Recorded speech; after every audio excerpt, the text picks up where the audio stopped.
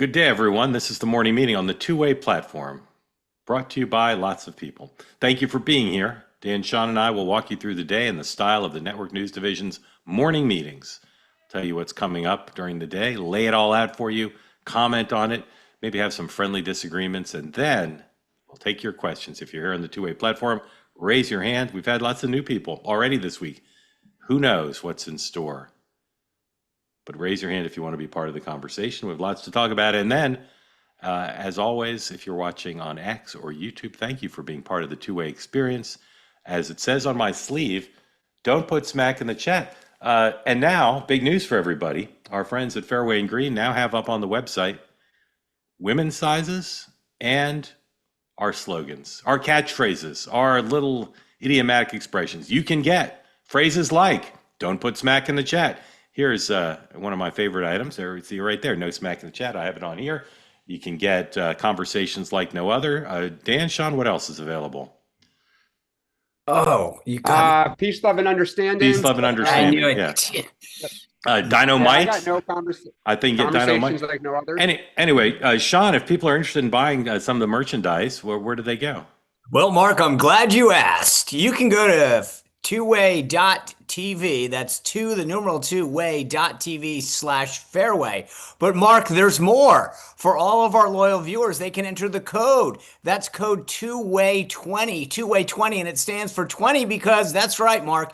You can get 20% off anything site-wide. That's anything that says two-way, anything that says morning meeting, or any of the other apparel that's so comfortable, great, stylish, and long-lasting at Fairway and Green. So that's twoway.tv/fairway. Thank you, Vanna. In all seriousness, thank you all. Many of you have already purchased stuff. Help us out, buy it, and help yourself out. It's the nicest golf apparel I've ever worn by far. And it's beautiful stuff. It's so well made. And that's why we wear it almost every day. By the way, you can be like me, own more golf shirts than you've ever golfed around. That's fine. Anyway, again, go to twoway.tv/fairway, and you'll see the link to buy whatever you wish, men and women's sizes, as well as the slogan stuff now available. All right, the Daybook. Well, actually, first, again, I don't read the chat, but I do glance at it. Yes, I look like crap today. Why? Because I was up till midnight reading about or watching Jimmy Kimmel. Dan, were you up at midnight? No, I watched I watched it on YouTube this morning. All right, Sean, were you up at midnight? I mean, the only time I get up at that hour is if I'm going to the bathroom. I've been in bed for 2.5 hours. Yeah. So I stayed up, and I didn't know about the De Niro thing. I assumed there'd be something. But again, I appreciate all the people writing in the chat how bad I look. I conceded, just stipulated. I look like crap. In fairness, not only can I not stay up, but DC is a Sinclair station, so I wouldn't have been able to see it anyway. You don't have Tunnel Bear? You need Tunnel Bear. Where there's a will, there's a way. Yeah, Sean, you need Tunnel Bear, Sean. I don't even have a cable. I get up, I've got rabbit ears. I turn the channels. While I run through the Daybook, guys, I want you to think about the answer to this question. Do we need to show Kimmel highlights to our audience, or anybody who wants to see it seen it? Oh, I think we need to see it. All right. See, I see a lot of people saying no. A lot of people saying no. All right, go in the chat while I read the Daybook and just say yes or no. Back away. You need to see highlights. Dan, watch the chat for me. I see a lot of no's so far. Here we go. The president, not much today. Intelligence briefing at 1. There's the pool, folks in the pool. And then the Rose Garden Club dinner. Sean, any idea who's on the guest list for tonight's Rose Garden Club dinner? Do you know? No, I don't. I'm going to guess some members of Congress because that's... Yeah. I do have some insight into, well, I know members of Congress, but I can't. Okay, anyway, so we may not see the president today. He's yet to weigh in on Kimmel since the episode aired. So we'll see if he does that, maybe even during this hour. The vice president is in North Carolina today, Lexington, and then he's going to Concord, just like in Massachusetts. Apparently, they have both Lexington and Concord, south of the Mason-Dixon line, speaking at a RNC fundraiser. Fairness, just to be clear, in Massachusetts, it's Concord. Yeah, it is Concord. And in North Carolina, where the racetrack is, they're very specific there, too. It's Concord. Yeah. Okay, then. Chuck Schumer's on Morning Joe right now. Let's dip into that just for fun. Yeah, by the way, no one wants Kimmel. Okay, good. Saves us some time. No Kimmel, but I have to hear Chuck Schumer. shot and killed over the summer, and of course Charlie Kirk just a few weeks ago. What would be helpful in terms of rhetoric from the top, a note of unity? Yeah, look, it has to come from the top. And like on so many other things, Donald Trump is deficient in this, totally deficient. The day after Charlie Kirk, instead of just bringing Americans together to mourn, and let's forget politics, Ronald Reagan would have done just that. He would have brought together and mourned. Donald Trump's busy pointing fingers before he even had evidence. That doesn't help. Let's talk about what's happening on the Hill. It looks like we may Not be much. moving toward a government shutdown. Can that be averted? I hope it can. We Democrats definitely want to avert a shutdown. We know how bad it is. And we're asking something very simple, Joe, for the president to sit down and talk with us. You know, he's not the king. He can't just dictate what happened. He said he doesn't need Democrats. Well, then he doesn't know how to count, because there are 60 votes in this Senate that you need to pass this, and he's got 53.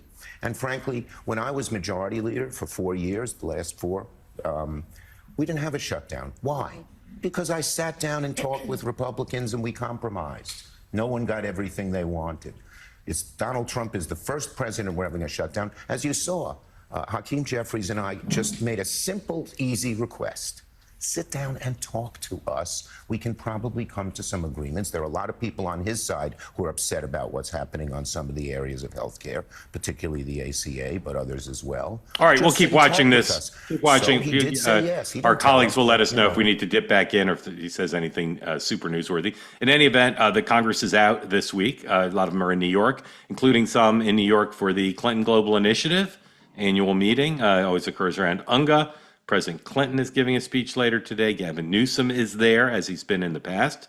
Vice President Harris also in New York. I don't know if she's going to CGI, but she's sitting down with our friend Aaron Parnas tonight at Town Hall, 5:30, right before 2-way tonight, and then another Town Hall discussion at 8 o'clock. And during our half hour or hour here, Ukrainian President Zelensky is addressing the United Nations General Assembly, so we might dip into that as well. There's been a shooting in an ICE facility in Dallas. At least 2 detainees have been shot, and we'll. I believe it's 3.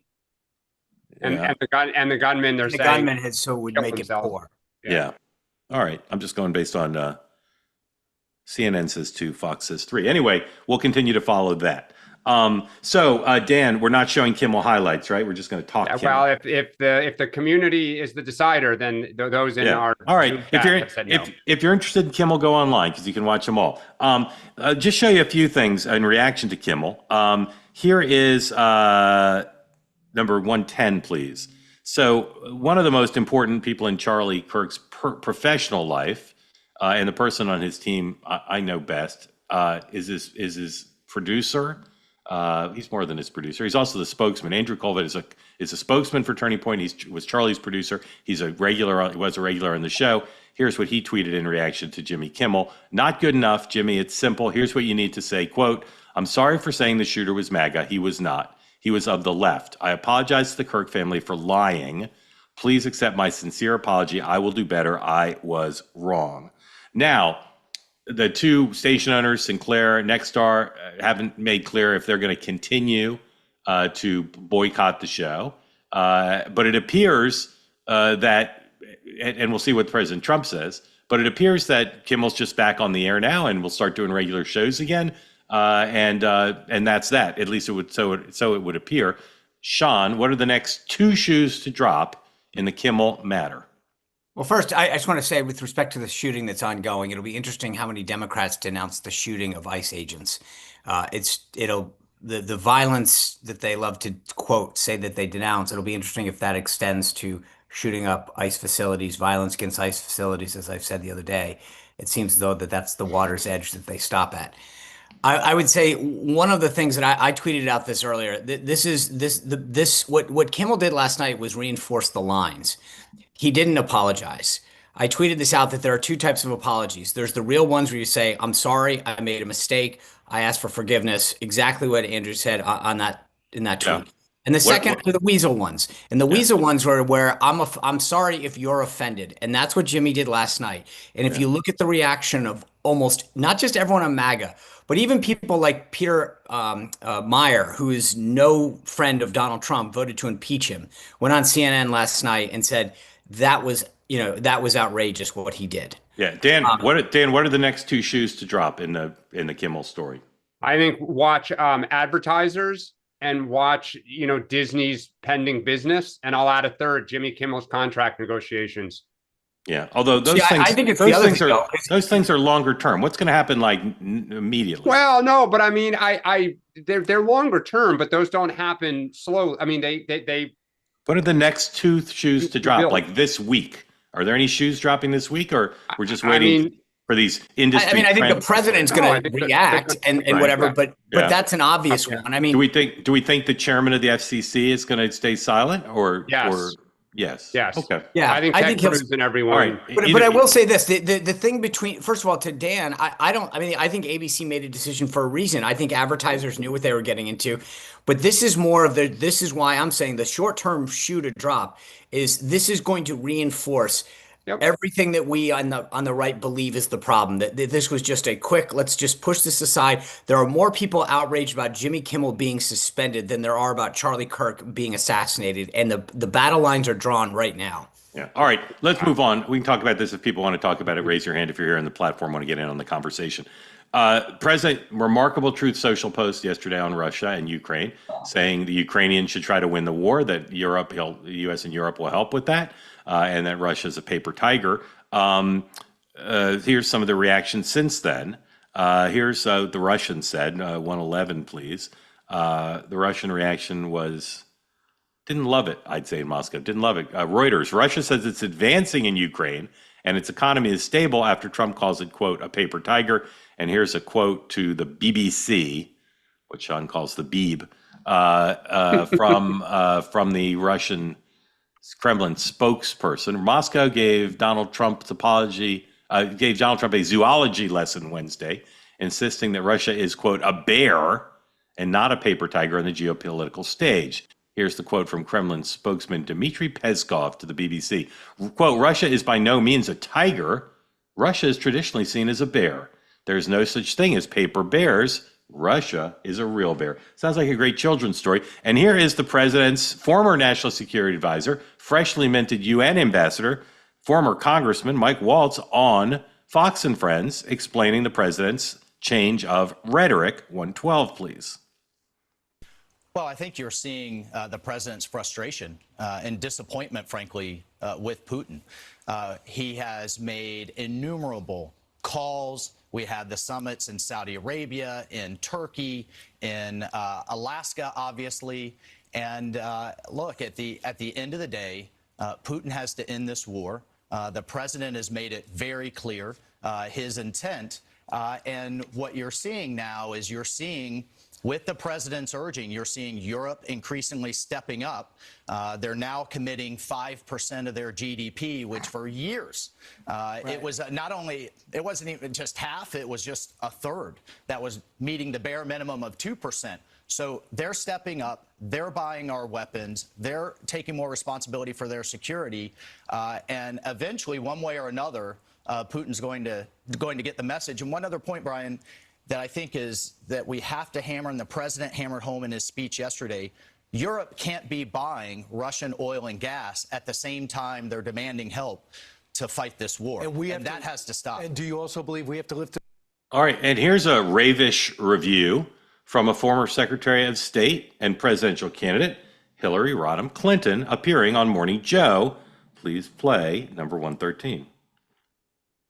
Well, I have to say, Joe, I welcomed what the president said yesterday. I thought that given all the back and forth that we have seen and heard at Anchorage and elsewhere, his coming to grips with the fact that Vladimir Putin does not respond to any kind of rhetoric. He only responds to strength. And you have to show strength, you have to back strength, you have to be strong in order to deal with him. And he poses a clear and present danger to all of Europe and therefore to the United States. And I think if what President Trump said yesterday is, if we help Ukraine, Ukraine can hold the line and may even be able to push Russia back. And there was a very interesting comment that Trump made in his Truth Social post. He said, what kind of military does Russia have? Exactly. They couldn't even take over Ukraine. This has been a point I've been trying to make now for a long time. We overestimated Russia's military strength. So I love journalistic cliches, so I'll use one here. The president's Truth Social post, in some ways, raised more questions than it answered. Where's the sanctions bill? What kind of military aid? What kind of role will the U.S. play in dealing with Europe? And some are speculating that this is just simply a verbiage meant to try once again to get Putin to the negotiating table. So, Dan, where does the world stand in facing down Putin in the wake of the president's words on social media? First off, I love Hillary Clinton. God, she would have been a great president. Mark, I think you just said it. Everyone's now curious. What does Donald Trump really think? I mean, he says so many things, but then he doesn't back it up. So is he now really all in? Are we going to truly start pushing arms to Europe? I know he doesn't want to directly give them to the Ukrainians. So are we going to give them a discount to Europe to buy them, to send them to Ukraine? Are we going to authorize strikes into Russia? Like, how much are we all in to defeat Putin? Because otherwise, Hillary is 100% right. Putin has no respect for words, only action. Sean, this is, the president tweets and posts on Truth, all sorts of things, for a decade. I found that to be one of the most extraordinary statements, to go from, threatening to give up on Ukraine to being more bullish on their chances of winning than Joe Biden was. So what do you think accounts for what the president did? And again, where do you think we're headed next? I think what accounts for, I've been saying this consistently, that he says it very openly. He really thought that his relationship with Putin would be instrumental in solving this. And that's why he was willing to meet him somewhere, I think, realistically, which is what we've talked about, which is you'll get some land, which is probably more than you've ever been, but that's a realistic end game. And I think reasonable people thought that actually that would be a win, and it would have been a massive win for Russia, historically, laying out some precedent that you can attack a sovereign nation, take their land, and walk away. So I think the president rightly thought that his relationship with Putin would yield some outcome that would have benefited him. And I think by taking it too far, especially the comment that we didn't play yet is when he was asked point blank, should NATO countries whose airspace, et cetera, is infringed upon, retaliate? And he said, absolutely. So it's actually, he's going farther than that. And I think he's been pushed too far. He's been proven that Putin doesn't want a deal, and of any kind, frankly. And that I will say Zelensky and the Europeans have played this a lot smarter than they did initially, where they've allowed to say, we'll play it your way. We'll allow you to develop your relationship. And at some point, we're going to make you kind of come to the light instead of us forcing you to that. And the president has gotten there yet. So, right. Rank Dan first, then Sean. Rank these three things in order of likelihood, from most likely to least likely. There's a peace negotiations between Putin and Zelensky, with whether Trump's there or not. There's a face-to-face peace negotiations. 2, the sanctions bill passes in the Senate, secondary sanctions against India and China. Or 3, there's a U.S.-backed broad military offensive on the part of Ukraine, trying to retake land. Can I add a fourth? Sure. I think that what the president has said, and frankly, I agree, and I think most, is that Europe, we can't be the ones that do this alone. If we do it and Europe keeps buying gas and oil from them, then it's kind of pointless. So what's the fourth? The fourth is that Europe shows that they'll actually step up to the plate and stop funding Russia. So European. But none of that will happen without that. Okay, so European energy cutoff of Russia, Senate sanctions bill, peace negotiations, broad offensive backed by the U.S. Dan, most likely to least likely. They're all not going to happen. They're all equally not happening. Correct. Nope. Sean. I think so. Russia, because if nothing happens, if Europe doesn't cut off Russia, nothing else happens. So that has to go first by definition. Right. Second, either sanctions, Senate sanctions, or administration sanctions is 2, and then the other 2 are not. Okay, throw up Fox, please. Our friend Tricia McLaughlin, the spokesperson for Homeland Security, is on talking about this shooting in Dallas. So let's listen to a bit of that, please. And we hope that's not Trish, today, let's take it but this yeah. must stop. And I do have to know, almost a month to the date at this Dallas ICE field office, we actually had a bomb threat there, a viable bomb threat. So we know that there has been really out of control rhetoric and threats against them. And please join us in praying. Trish, we take your message to heart. Thank you for that. Let's try and work through it piece by piece here. Can you confirm that this gunman fired from the rooftop first? Let's start there. I'm sorry, I think we're having a little bit of an audio issue. If you wouldn't mind repeating that. Yeah, no problem. Can you confirm that the gunshots came from a rooftop nearby? And if so, at what distance? That's what we're looking at right now, Bill. I cannot confirm what distance, but as soon as we have that information available, we will bring it to you. So let me try another one here. Our sources out of Dallas and the police department down there are saying no law enforcement officials injured. I think that's what you said a moment ago. 3 shot, 2 dead. The victims were being led into the building to be processed, to be repatriated. I would assume that is people that ICE has picked up either on the streets of Dallas or somewhere in the state of Texas. We know our ICE law enforcement was not injured, but we're not sure about local security and other local law enforcement. That looks like there may have potentially been injuries there, but I can confirm that it looks like the detainees were among the victims. Awkward question. How do you determine who was the target of these bullets? Was it the ICE agents or the detainees? Either way, it's monstrous, but I think that this is something that Homeland Security Investigations is going to be looking at, as well as our partner law enforcement. We're going to get to the answers for the American people as soon as we can. Okay, let's cut out of this. Cut out of this for now. We'll come back. We'll come back. To this facility at this. You can take that down. All right, guys, let's speed through some stuff. We're going to get to your questions in just a bit, so please raise your hand if you want in on the conversation. I don't think we need to talk very much about a shutdown, because with the talks between Schumer and Jeffries and the president canceled, I don't think there's anything happening anytime soon, at least before tomorrow's show. Do either of you see any movement in the next 24 hours on a potential shutdown? No. Sean? None. Okay. Schumer, story in the Politico today saying that they contacted a bunch of people running for Senate in various states with contested primaries, and no one supported Schumer for majority leader. Not everybody opposed him, but no one said, yes, of course, I'm for the current leader. Now, this happened to Nancy Pelosi at one point when she was Democratic leader, or perhaps speaker, I guess the Democratic leader. And it happened, of course, to Mitch McConnell. Dan first, then Sean. Schumer could retire. He could stay on and not run for leader, or AOC could beat him in a primary. Will Chuck Schumer be the Democratic leader, regardless minority? Will he be the Democratic leader in the next Congress? Yes or no? Yes, he will be in the next Congress, but he will announce he's not going to run for re-election in 2028. Whoa. No. If he doesn't run for re-election in 20, sorry. No. Sorry, no, you're right. Sorry. Will he be the Democratic leader after? Will he be Democratic leader in 29? Is really what I mean. Sorry. Oh, in 29, no. Yeah. No. Sean. I'm going to trust. I'm going to trust Dan on this one. I'm going no. Okay. The answer is no. I increasingly think that he's not going to run for re-election. Yeah.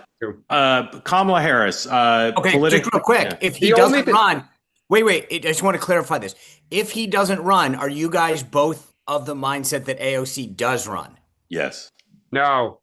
I think she's going to run for president in 28 instead. I will say, Mark, the one caveat is if Democrats somehow win the Senate, he'll stay. Yeah. Oh, okay. Credit for Brown and Cooper and yeah. Right. All right. This Politico story on Schumer. Sorry, Harris. Politico story on Harris, and one in the Free Press says what we've been saying here, what we said on Two-Way Tonight, which is the book tour is alienating Democrats. There's a lot of on the record and blind quotes in the Politico story saying this is all self-serving.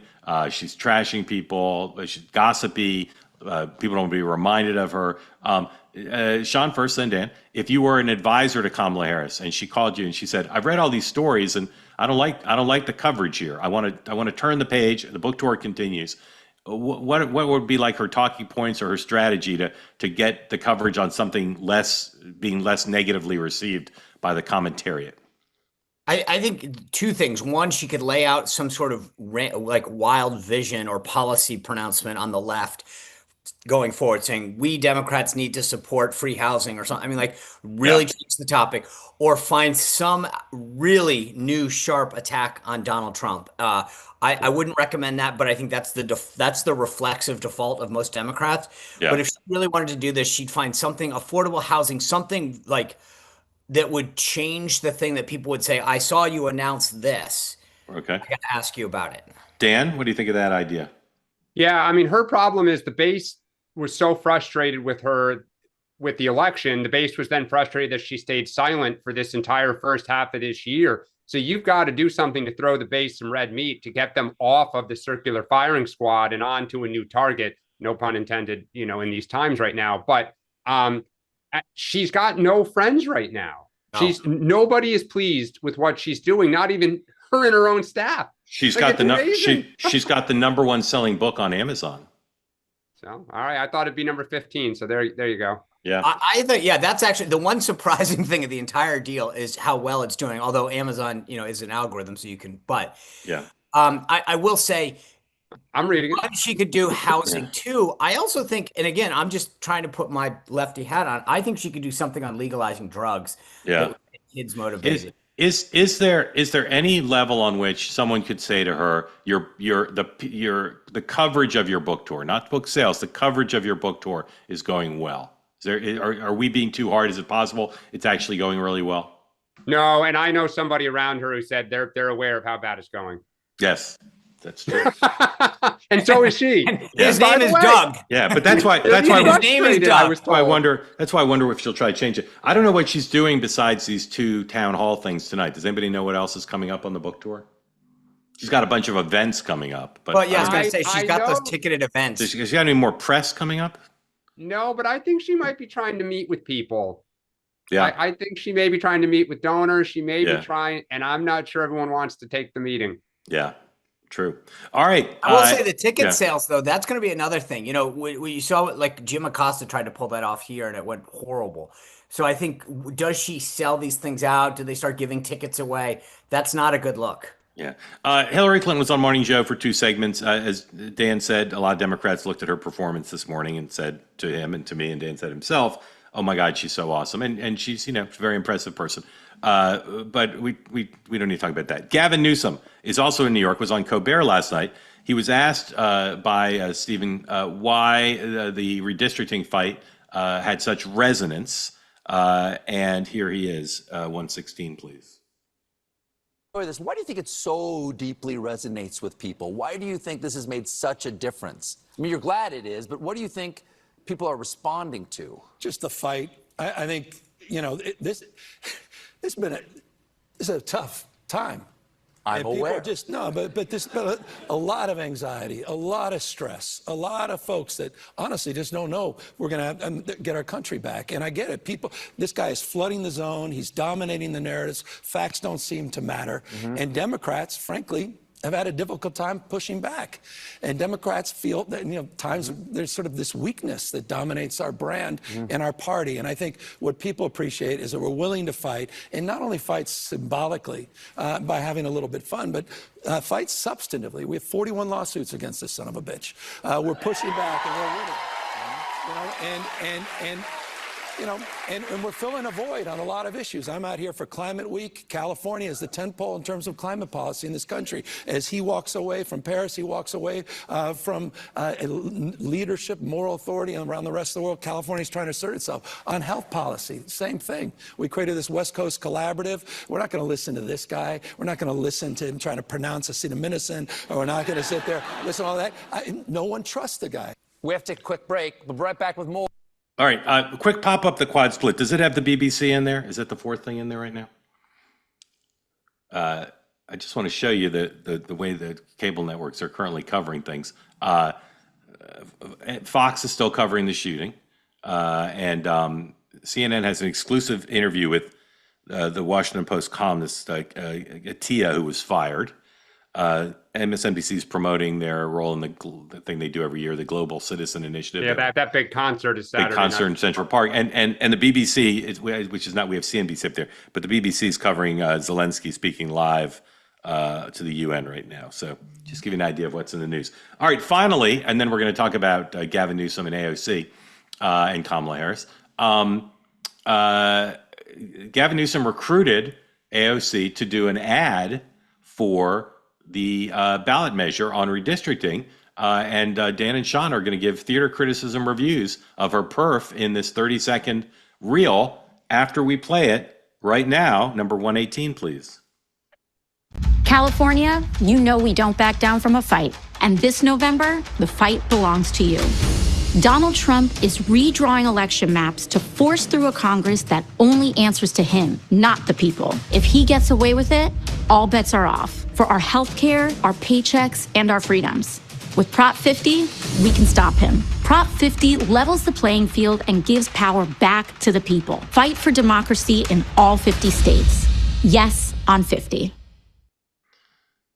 Dan, review of that performance. For the targeted audience, it's good. I mean, I know some of those things she said don't test well with the broader electorate, but for California Democrats who they're trying to get fired up to make sure they turn out, it's a good ad. Sean? So I feel like I'm, stayed up late. I instead of watching Kimmel, I did watch Dancing with the Stars. So I'll do my best Bruno here. I thought the production was good, the lighting was good, it came off well. To Dan's point, again, that's not appealing to Republicans, but I assume that she tests well with Democrats, and it comes across well. I will say, to be nitpicky here, because that's what Bruno would do on my tango. She like the idea that she's not part of California. She represents New York. So I got to give her take points off on that. And there's no call to action at the end, no CTA, no. So go to California.prop50 and join the fight. That's a huge miss. You got someone like her. She's motivating you. You want to tell your folks where to go. You want to get them to activate in some ways. They missed that on that. I'm going to take a point off for that. So I'm going to give her 7.5. Okay.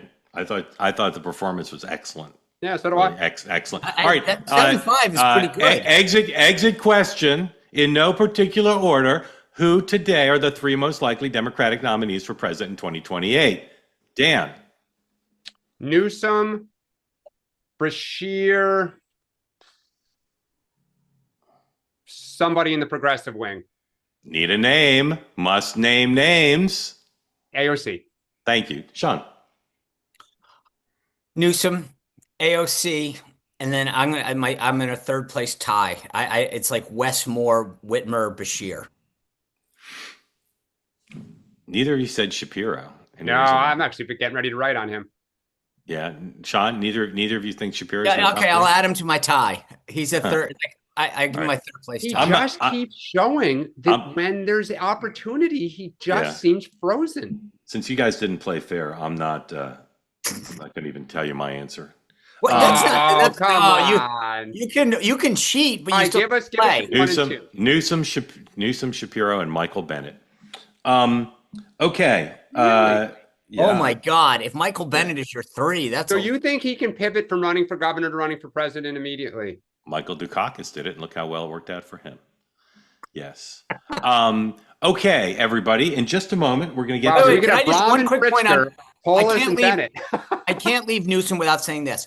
For all the crap that Republicans take, Newsom was on Colbert. He also talked about how the 2028 election is likely to be canceled. That's a lie. That's election misinformation. And so I'm just, hey. But Trump flirts with maybe he'll run. He's trolling. That's all he's doing. How would you compare this misinformation to saying the 2020 election was stolen? How would you compare those two? Equal. You can't tell me one's in the past. One already happened. You're trying to suppress the vote. 2028. So Trump's saying he may run in 28. He didn't say that. He said a lot of hats he hands out and his family wears. Come on, man. People are trolling does trolling. Some people are saying. All right. Again, in just a moment, if you want to get in on the conversation, what a wonderful opportunity. One last thing, because how come no one mentioned Pritzker? He's as good a chance as Dan to be the nominee. We'll get a website for Dan. I yes, know. we Dan. That's right. Yeah. Yes, we Dan. Again, everybody, if you're here and you want to get in on the conversation, please raise your hand. I see some new hands up.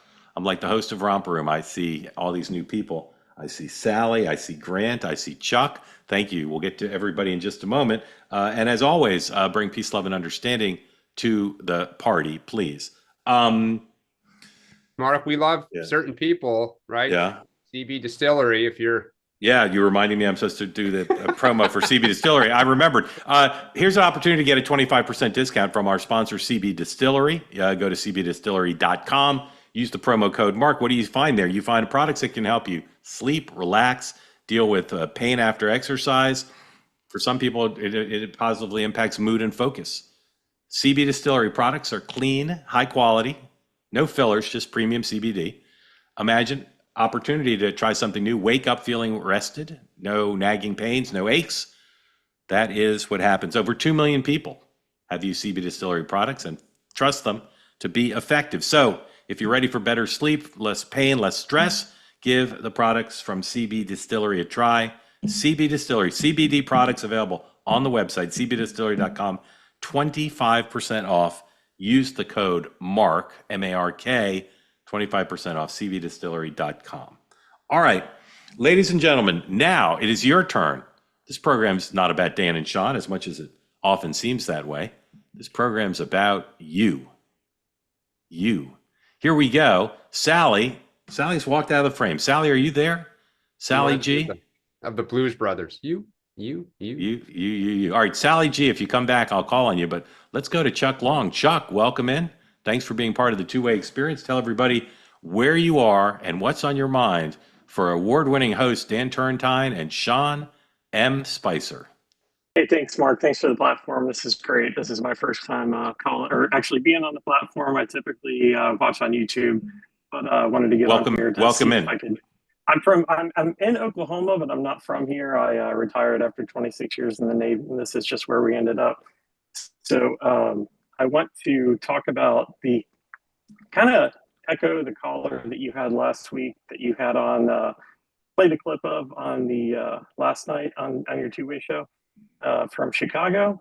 And I'm in a similar situation. I'm a two-time Trump voter, 2020, 2024. And you're always asking about what we can do to move forward and bring the country together. I think a big part of it, from my perspective, is the leaders in the Democratic Party, and I know people like Dan, who I really appreciate, do admit to some of these shortcomings. The border is secure, the Hunter Biden laptop, threat to democracy, fiery but mostly peaceful, like pandemic of the unvaccinated. They need to actually say, we were wrong, or we misled you, or something to that effect, or else people are not going to trust them. They're not going to trust, that they have the best interest of the country going forward. And I think that that's a big problem. I want there to be a good Democratic candidate, because I think that makes the Republicans put forth their best candidate, and it just makes us a better country for it. And last question for you, Mark. Do you read the chat, or do you just glance at it? I've never read it once. Occasionally I glance at it just because I'm a former high school basketball player, and my peripheral vision, I just can't turn it off. But thank you for that. Dan, comment on what Chuck said, or maybe a question for Chuck. Chuck, I think you said it very well. First off, good job raising your hand, and welcome to the Zoom. I think you're starting to see some Democrats who want to be leaders expressing areas where we've made mistakes. Pete Buttigieg has started to do it. You saw Josh Shapiro even kind of going back at Kamala Harris by saying, hey, you're going to have to answer for why you didn't say anything, I think you're beginning to see it. And I think that you're right. The only way to regain trust is you have to admit where you were wrong. And so I think you will see it. Is there an issue particular as you look forward that really gnaws at you, where you're like, man, until they address this, I just cannot see myself going back? I think the biggest one is the border, because of how they ignored it for so long, and then towards the end of the President Biden's administration, they said, "Oh no, we're fixing it now. It's getting better, and then we have this bill that's going to fix it. You can't fix it without the bill. We have to pass this." But then the bill doesn't pass, and then somehow President Trump comes in, and the border seems to be more secure. So, did we need the bill? Why couldn't we have done it without the, just things like that? And I mean, there's still, like you guys were talking about earlier, oh, there's not going to be an election in 2028, threat to democracy, those types of things. It's not realistic. And I know that it's trolling, and Trump does it too. I'm running for a third, maybe I'll run for a third term, but, just things like that. And Mark, I had one other point, and I'll let you go. I know that you guys, there's a lot of news inside the Beltway, and then, as you say, Gotham City. Maybe a suggestion that once a week you do like flyover Fridays and have somebody on from like the flyover states as a guest. Just a suggestion, because there's those of us out here too. Like I said, I'm not from Oklahoma, but I happen to live here. Yeah, Chuck, on both coasts. Chuck, I appreciate the suggestion, but ironically, we have someone from flyover country on right now. That would be you. It's true. Yeah, people from flyover country are very welcome here at all times. But thank you for being here. Thank you. Grateful It's to you funny, for on being the part left, of they it. say all we do is have people there. There's no one from, coastal areas. Yeah. All right. Let's add in Grant. Grant, unmute. Welcome in. Tell folks who don't know where you are what's on your mind. And no, I don't read the chat. Hey, good morning, everybody. Kind of like Chuck, I watch on YouTube a lot. It's my first time actually being involved on the Zoom meeting. So welcome in. Happy to have you here. Thank you. Thank you. I'm from Texas. I live born and raised here, just outside of Houston. So that will actually be one of my two questions or points today. The first one was, I just found it really pathetic, I guess, that Jimmy Kimmel couldn't even apologize fully last night. I watched the clip this morning, and I thought, if my child had done something wrong, or my spouse or a coworker and gave me that sort of apology, I would absolutely not believe in any way, shape, or form that they felt like they had done wrong. I mean, I just really feel like Kimmel could have gone a little bit, not even the script that we read earlier from that tweet, but just some sort of acknowledgement of, hey, yeah, I got this wrong. My mistake. I shouldn't have said that. Something to that effect. I know there was a political angle to it at this point where he's got to stand up to Trump and the FCC, but I don't know. That was just my one thought. My second thought is, and this is for really anybody, I guess. I live here in Texas, so the big discussion is the Senate primary between Cornyn and Paxton. I saw the story this morning that Cornyn picked up 15 endorsements from other GOP House, but then I'm getting text messages from Wesley Hunt. And so my question, I guess, for the group is there any possibility Wait, of what are the text messages from Wesley saying? Just, my name is Wesley Hunt. I've worked for Donald Trump. Text now or call now and say, thanks for working with Donald Trump. Which in veiled terms, which when I was in 2018, the midterms, and I was volunteering, I met him then. So I know who he was. I did. But is there any possibility of him jumping in and trying to sell himself to the White House as sort of the unity candidate between the Paxton parts of the Texas primary and the Cornyn parts of the Texas primary? Yes, there's a possibility, but I believe Trump will either endorse Cornyn or stay neutral, and that Cornyn will win the nomination. And the endorsements he got today were from former House Republicans, not current, but still a nice list, nice roster of folks. Sean, comments on that or Grant's first points? I'm sorry, I got wrapped up in the text. Kimmel, he asked about Kimmel. Oh yeah, I mean, look, as I said, I totally agree with you, Grant. I mean, look, I believe how you frame this is perfect. You either apologize and say, I screwed up, I made a mistake, I shouldn't have done this, or I went too far, whatever it is, and that's fine. We all do it. I've done it a lot. Or you weasel out of it, as I said, and you say, I'm sorry if you're offended, which is then don't even bother. And I thought what he did last night was actually made it worse. And he drew the battle lines even thicker for the two sides, because to me, you're going to come back on. Don't invoke Erika's name and her attempt at forgiveness if you're not even going to go the same way. I found it actually kind of offensive what he did last night. And so I think he made it worse. It was pathetic. in that sense. The idea that he tried to gaslight us by saying, I never tried to make something out of this man's assassination. That's not what it was about. He lied about who the shooter was. He tried to blame a side and knew that it wasn't true at the time. That's the issue. And I think so he is rightly being called out for it. On your other point, look, I think Wesley is trying to sell himself to some degree or test the waters and see if there's stuff there. What I have been impressed, I will say, by what Cornyn has done to close the gap. We'll see how this works. I don't believe we'll get to a point where Trump will endorse him. I would find it a hard bridge to cross for the Trump team, and Trump knows that. But crazier things have happened. We'll see. But that one to me, I'm fascinated by it. Just you wait. Don't forget that two people working for John Cornyn are Chris LaCivita and Tony Fabrizio, and the data in that race has shown Cornyn closing really. I agree. No. I think Cornyn, like I said, he's done a fantastic job closing the gap. Yeah. But I just think that there are enough issues that I don't know. There are issues, not a sure thing. Dan.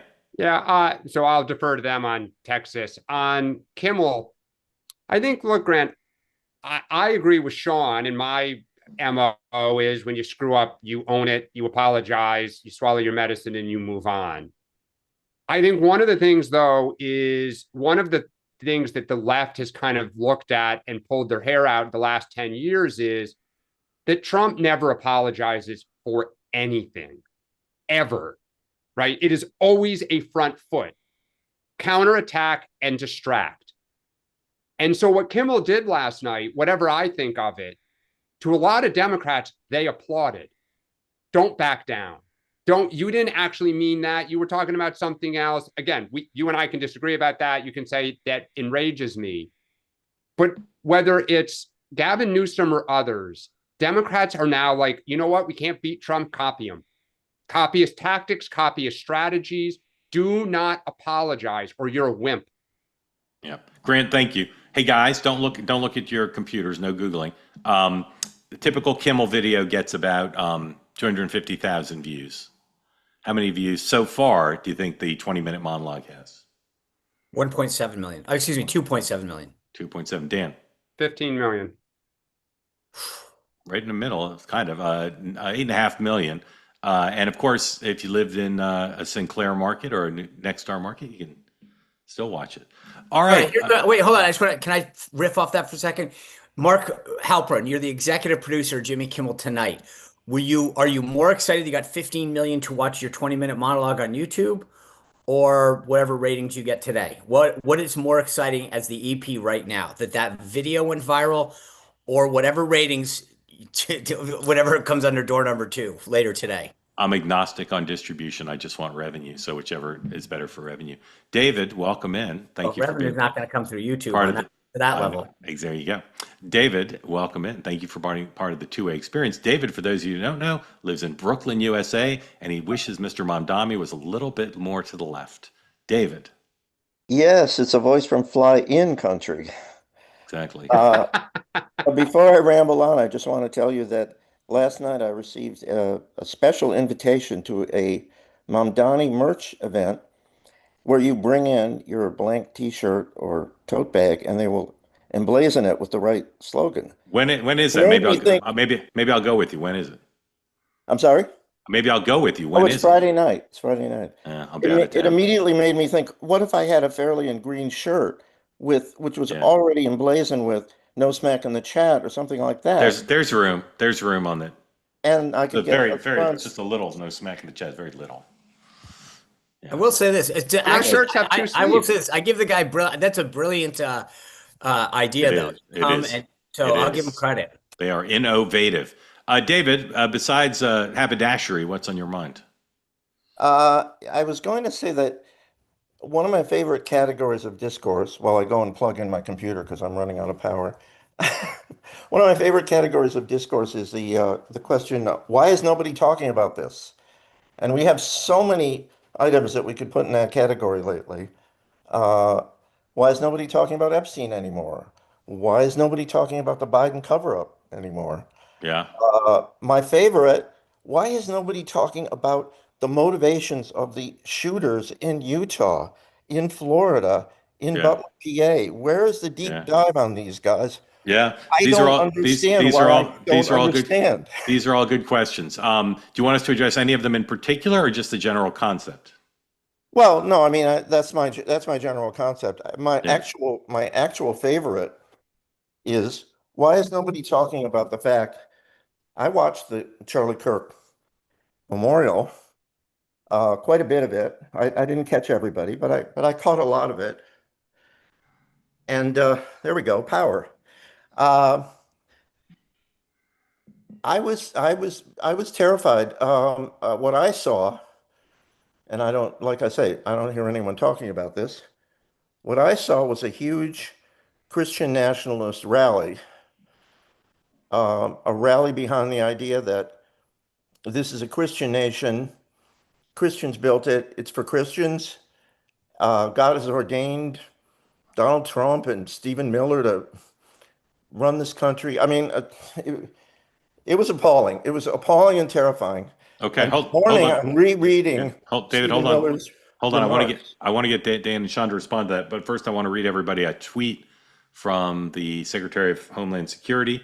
There was a shooting this morning at the Dallas ICE field office. Details are still emerging, but we can confirm there were multiple injuries and fatalities. The shooter is deceased by a self-inflicted gunshot wound. While we don't know motive yet, we know that our ICE law enforcement in facing unprecedented violence against them. It must stop. Please pray for the victims and their families. Dan, you first on David's critique of the ceremony on Sunday, and then Sean. Well, I think, look, I think I understand what you're saying, David. I think Charlie Kirk was Christian. Faith was important to him. It was a service in his honor. Sure. So I think that context matters a little bit. Of course, that's the context. Look, I think a lot of things about Donald Trump, but do I think that he is anti-Semitic or that he views only that you can only be Christian?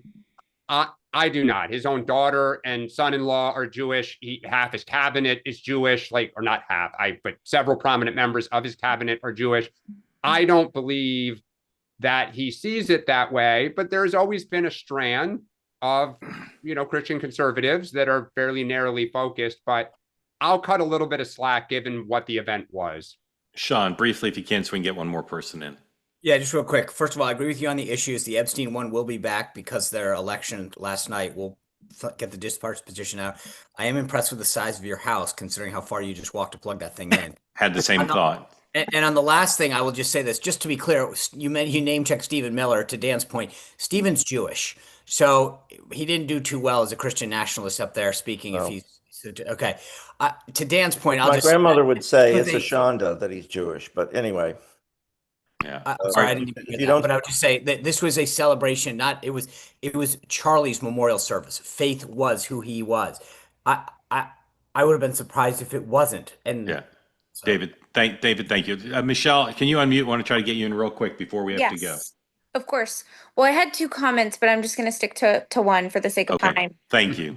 Of course. So something I've been thinking about, Mark, that you've mentioned a few times, and you mentioned it last night on Next Up, is why can't Republicans forgive Jimmy Kimmel? And I want to challenge you, Sean, on something that you said yesterday, that you don't necessarily forgive Jimmy Kimmel and that it's not your place to forgive him, and because he didn't apologize. And I want to challenge you on that because I see it a little bit differently. And I largely agree with you on a lot of things, Sean. So I don't want you to feel like I'm calling you out. Forgiveness is something that you do for you. It's a gift and a mercy that we don't deserve.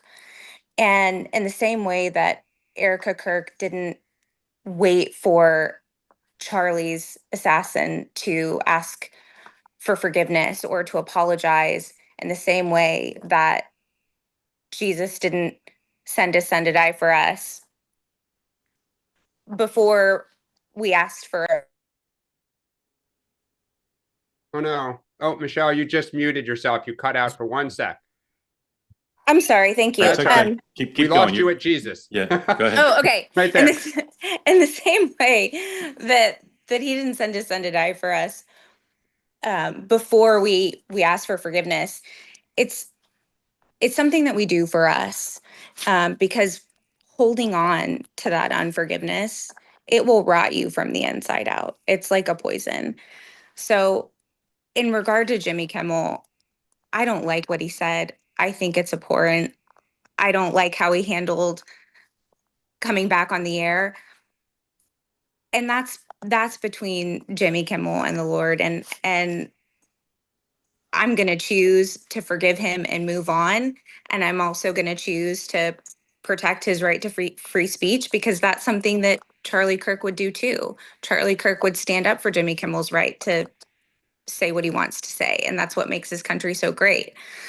So, in the spirit of peace, love, and understanding, I would just challenge everyone moving forward, and you, Sean, to just think of it from that perspective, that holding on to that hurt and holding on to that anger. And I know that you lost someone really important to you. And I, for all intents and purposes, I did too. I didn't even know Charlie Kirk, and I've never been this grief stricken over someone I've never even met.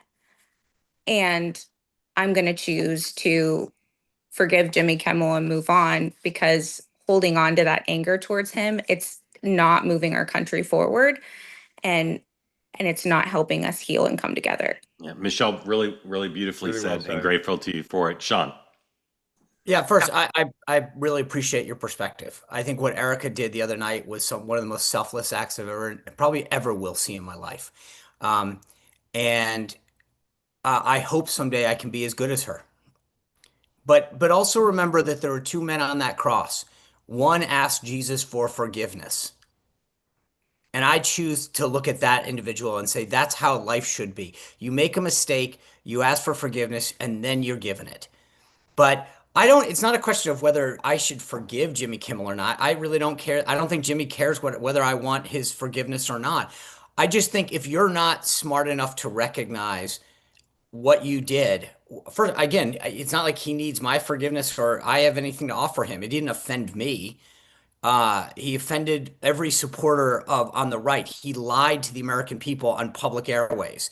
And so I do think that if you're not going to recognize what you did wrong, then, you have the right to say it. He has 100%. I'll defend that all day long. I defended the Dixie Chicks when they said something stupid, but then we had a right to go out and crush their CDs.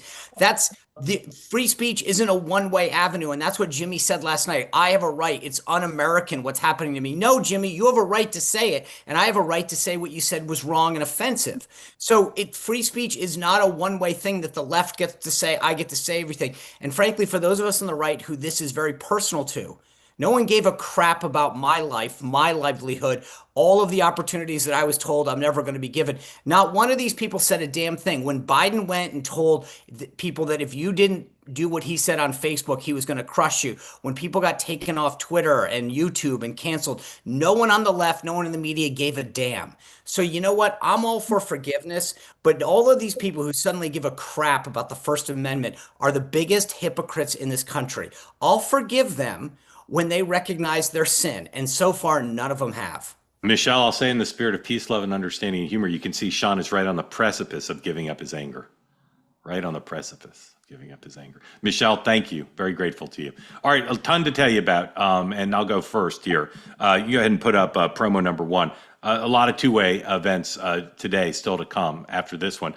First noon, Citizen Megan has as her guest Michael Knowles, who just did one of the events that Charlie was scheduled to do. So a number of Charlie Kirk's friends are traveling around the country doing events for in his stead. And Michael Knowles just did one, and he'll be talking to Megan about that and a lot more. That's at noon. 1 o'clock, David Bonson will join me for an event, a private event for two-way community members. 1 o'clock, go to tway.tv/TBG if you haven't yet to sign up. David will be answering your questions about the economy, about personal wealth management, which is what he does, whatever you want to ask him. And we'll try to figure out the puzzle of what is going on with the markets and the economy right now when the data is so mixed. So please join us at 1 o'clock again. You need to register for the event if you want to join us. Go to tway.tv/TBG.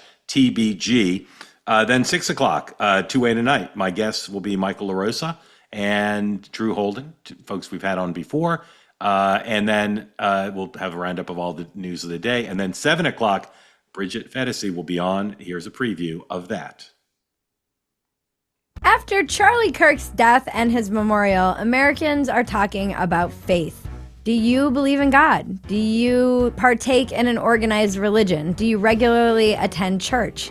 Did you lose your faith somewhere along the way, or have you recently rediscovered it? I want to hear from you. Join me, Bridget Fedesi, on Real America Wednesday, September 24th at 7 p.m. Eastern, 6 p.m. Central. We will be live discussing this. You can register to join the conversation at twoway.tv/Bridget Zoom, or you can simply watch the episode at Real America Fedesi on YouTube.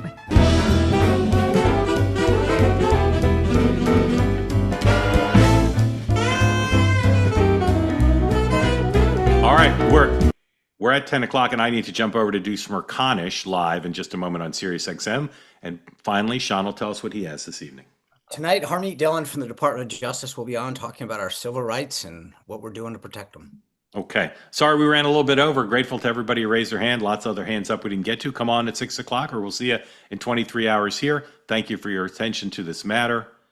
Go Packers, go, and see you later. Goodbye.